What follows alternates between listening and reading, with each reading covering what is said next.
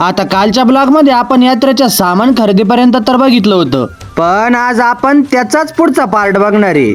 तर पब्लिक आता घराकडे तर निघालो होतो, पण घरी आम्हाला जरा अर्जंट जायचं होतं.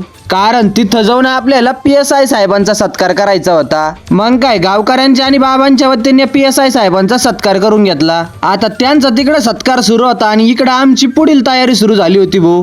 कारण आता बँड वगैरे सुद्धा येऊन पोहोचला होता. मग काय जरासं आवरून म्हणलं आता पहिलं फटाक्यांची टेस्टिंग घेऊ. कारण आता एवढी मेहनत घेऊन आणले म्हणलं कसे वाजते ते पण बघावं लागेल ना भाऊ. आता आम्ही इकडे येऊपर्यंत तर इकडे मिरवणूक सुरू झाली होती भाऊ. आणि त्यात पहिलीच माझ्याकडे ज्योत दिली भाऊ. पण म्हणलं आपल्या इकडे फटाके वाजायचं काम आहे भाऊ. मग काय उचलली कोणी निघालो डायरेक्ट फटाके वाजायला. आता त्यात या भावानं बजरंगबलीचं पार्ट तर घेतलंच होतं, पण त्याच्याबरोबर आणखीन 5-6 जणांनी वेगवेगळे पार्ट घेऊन या मिरवणुकीला आणखीन आकर्षक बनवलं भाऊ.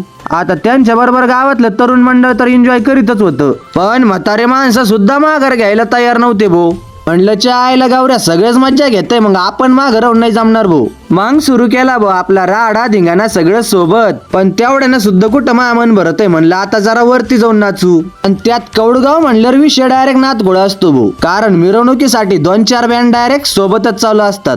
आणि एवढंच नाही तर पब्लिक सुद्धा इतकी भयानक आली होती ना भाऊ, डायरेक्ट विषय खतरनाक. आता कशी वाटली तुम्हाला आमच्या गावची मिरवणूक ते कमेंट मध्ये नक्की सांगा. आणि पुढचा ब्लॉग बघण्यासाठी फॉलो करून टाका.